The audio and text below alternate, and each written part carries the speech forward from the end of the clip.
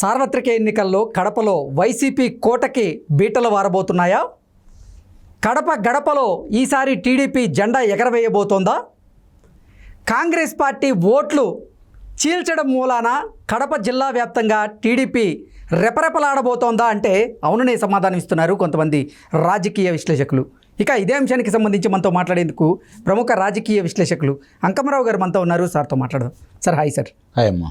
Sir, YCP కంచుకోటగా చెప్పుకునేటువంటి కడపలో ఈసారి బీటలు పారబోతోంది అని, టీడీపీ జెండా అక్కడ రెపరెపలాడబోతోంది, అక్కడ కాంగ్రెస్ పార్టీ అభ్యర్థులు పోటీ చేయడం మూలాన వైసీపీ ఓట్లు చీలి టీడీపీ జెండా ఎగరే అవకాశం ఉంది అంటూ కూడా కొన్ని వార్తలు ఇప్పుడు సోషల్ మీడియా వేదికగా చక్కర్లు కొడుతూ ఉన్నాయి.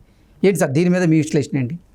కృష్ణ గారు, ముందుగా ఒకటి ఆలోచించుకోవాలి. 1984లో తెలుగుదేశం పార్టీ అక్కడ లోక్సభ గెలిచింది. భారీ మెజార్టీతో 55,000 చిల్లరతో గెలిచింది. ఈరోజు మళ్ళీ 40 సంవత్సరాల తర్వాత అక్కడ మళ్ళీ తెలుగుదేశం పార్టీ జెండా ఎగరబోతుంది. ఇది వాస్తవం. ఇక్కడ కాంగ్రెస్ పార్టీ చీలుస్తుందా లేకపోతే అనే అంశం తీసి పక్కన పడేస్తే, అవినాష్ రెడ్డి గారు అనే వ్యక్తిని లోక్సభకు పంపించకూడదు అనే నిర్ణయానికి కడప ప్రజానీకం వచ్చిందనేది వాస్తవం. ఓకే. దానికి తోడు ఇప్పుడు కాంగ్రెస్ పార్టీ వాళ్ళు వాళ్ళ సాంప్రదాయ ఓట్లు ఎంతవరకు చీల్చుకుంటారనే దాని మీద తెలుగుదేశం పార్టీ వాళ్ళ యొక్క ఆధిక్యత తెలియబోతుంది. అక్కడ 55 ఇప్పుడు మామూలు సహజంగా 3 లక్షల ఆధిక్యతతో గెలిచాడు ఆయన పోయినసారి 2019లో. దాంట్లో 1,00,000 ఓట్లు పులివెందల్లోనే ఉన్నాయి. మిగిలిన అంతా కలిపి ఇంకో 2 లక్షలతో ఆయన బయటపడ్డాడు. ఇవాళ పరిస్థితి ఎలా ఉందంటే, సహజంగా చాలామందికి వచ్చే ప్రశ్న ఏంటంటే 3 లక్షల ఆధిక్యతతో వచ్చింది కదా, ఎట్లా తగ్గుతుంది? ఏమైనా తగ్గితే ఒక 50,000 తగ్గుతుంది, 1,00,000 తగ్గుతుంది. కడప అనేది వాళ్ళ సొంతం కదా, కాబట్టి వాళ్ళే గెలుస్తారనే అభిప్రాయం కొంతమంది విశ్లేషకులు ఈ మధ్య చెబుతూ ఉన్నారు.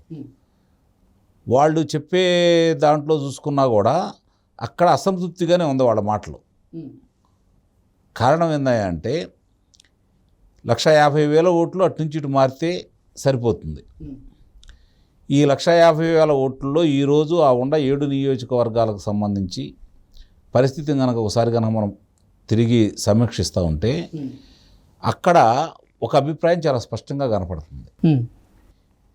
తెలుగుదేశం పార్టీయా, జనసేన, భారతీయ జనతా పార్టీ కూటమికి ప్రజలు మొగ్గు చూపుతున్నారనే దాన్ని తీసి పక్కన పడేస్తే, వైఎస్ జగన్మోహన్ రెడ్డి గారి యొక్క పరిపాలన మీద రాబోతున్నటువంటి వ్యతిరేకత, వైఎస్ అవినాష్ రెడ్డి గారి మీద రాబోతున్నటువంటి వ్యతిరేకత, ఈ రెండు అక్కడ బలంగా పనిచేయబోతున్నాయి. తెలుగుదేశం ప్రభుత్వం హయాంలో 2019 లోపు ఇదే కడప గడపకి పులివెందలకు కూడా తెలుగుదేశం పార్టీ నీళ్ళందిచ్చింది. నువ్వు అధికారంలో వచ్చిన తర్వాత ఏం చేసావు? అన్నమయ్య ప్రాజెక్టులో గేట్లు కొట్టుకుపోయినాయి. ఈ రోజు వరకు కనీసం బాధితులకి నువ్వు సహాయం అందజేసావా? కనీసం ఆ మరమ్మతులు ఏమైనా పూర్తి చేసావా? ఇది అక్కడున్న రైతాంగం మీద తీవ్ర ప్రభావం చూపబోతుంది. అంటే ప్రజలు అంత పిచ్చివాళ్ళు కాదు, మరి అంత మూర్ఖులు కాదు. కొన్నిసార్లు కొన్ని పని చేస్తూ ఉంటాయి. రాజశేఖర రెడ్డి గారి మీద ఉన్న వీరాభిమానంతో నీకెళ్ళి మళ్ళారాళ్ళు. సహజంగానే కాంగ్రెస్ పార్టీ బలంగా ఉంది కాబట్టి కడప జిల్లాలో మొత్తం 10 స్థానాలు, 2 లోక్సభ నియోజకవర్గాల పరిధిలో, 1 కడప, 2 రాజంపేటకు సంబంధించి నిన్ను భుజానికి ఎత్తుకున్నారు. ఈరోజు వాళ్ళు ఆలోచించుకుంటున్నారు. ఈరోజు రైతులు ఆలోచించుకుంటున్నారు ముఖ్యంగా. అలాగే కడప స్టీల్ ప్లాంట్ ఏమైందని చెప్పి ఆలోచించుకుంటున్నారు. ఇప్పుడు దాకా నువ్వు చెప్పి నమ్మారు, అసత్యాలు నమ్మారు. అన్నిటికంటే కూడా రక్తపు మరకలు అంటిన చేతులు అని చెప్పని చెల్లెళ్ళు మాట్లాడుతున్న విధానం, వైఎస్ అవినాష్ రెడ్డి నా తండ్రిని చంపించాడు. ఇప్పుడు షర్మిల గారు కూడా చెబుతానే ఉన్నారు కదా, న్యాయం జరుగుంటే, నా బాబాయ్ గారిని ఎవరు చంపారో న్యాయం జరుగుంటే ఇప్పుడు నేను పోటీ చేసే అవకాశం వచ్చేది కాదు. హంతకులను కనుక శిక్షించినట్టయితే నేను పోటీ చేసేదాన్ని కాదని చెప్పి చెప్తూ ఉంది కదా. వీళ్ళు మాట్లాడిన మాటలు, దానికి తోటి నిన్న వాళ్ళ బేలతనం ఎక్కడ కనపడింది? న్యాయస్థానానికి వెళ్ళి అవినాష్ రెడ్డి గారు కావచ్చు, మిగిలిన వాళ్ళ మీద వాళ్ళు నేరారోపణ చేస్తున్నారు వివేకానంద రెడ్డి గారి హత్య గురించి. దాన్ని ఎక్కడా మాట్లాడించొద్దని చెప్పి న్యాయస్థానం గురించి తెచ్చుకున్నారు కదా. గతంలో కూడా గ్యాగ్ ఆర్డర్ తెచ్చుకున్నారు కదా 2019లో. అంటే ఇవన్నీ వాళ్ళ డొలతాన్ని బయటపెడుతున్నాయి. ఆ హత్యను ఆధారంగా చేసుకుని వాళ్ళు విపరీతమైన సానుభూతితో ఆ రోజు గెలిచారు. మరి రాయలసీమ ప్రాంతంలో. మరి ఈరోజు అదే వ్యతిరేకత అవుతూ ఉంది. అది తెలిసిన తర్వాత వాళ్ళు మళ్ళీ దీన్ని తిరిగి ప్లేట్ ఫిరాయిస్తున్నారు ఇప్పుడు. ఇవన్నీ కూడా తెలుగుదేశం పార్టీ కలిసి వస్తున్నాయి. అలాగే తెలుగుదేశం పార్టీ వాళ్ళు చేస్తున్న పోరాటం ఈ ప్రభుత్వం మీద ప్రజల మీద చేస్తున్నటువంటి దాష్టికాన్ని దౌర్జన్యాల మీద తెలుగుదేశం పార్టీ వాళ్ళు జనసేన వాళ్ళు చేస్తున్న పోరాటం ఫలితం ఈరోజు ఫలితం రాబోతుంది. ఆంధ్ర రాష్ట్రం మొత్తం ఎలా అయితే మార్పులు ఉందో కడప జిల్లాలో కూడా అంతకంటే ఎక్కువ మార్పు ఉందని చెప్పి భావించాలి. ఓకే, అవినాష్ రెడ్డి గారు ఓడిపోతున్నారు, ముఖ్యమంత్రి గారు కూడా ఓడిపోయే పరిస్థితికి వచ్చారు, ఓడిపోబోతున్నారని చెప్పి అక్కడ ప్రజలే చెబుతున్నారు. అంటే ఇంత నమ్మక ద్రోహం చేసిన ఈయనకి మనం ఎందుకు ఓట్లు వేయాలనే నిర్ణయానికి వాళ్ళు వచ్చారు. ఏ ప్రాతిపదికన ఓటేస్తారు ఈరోజు? దాని మీద బలంగా నమ్ముకొని ఉన్నారు తెలుగుదేశం పార్టీ వాళ్ళు కావచ్చు, లేకపోతే ఈ ప్రజాస్వామ్యాన్ని కోరుకునే ప్రజాస్వామ్యవాదులందరూ కూడా ప్రజాస్వామ్యబద్ధంగానే ఎన్నికలు అక్కడ జరుగుతాయి. దౌర్జన్యాలకి దాష్టికాలకి అవకాశం లేకుండానే ప్రజలు తిరగబడి ఓట్లేస్తారని భావిస్తున్నారు.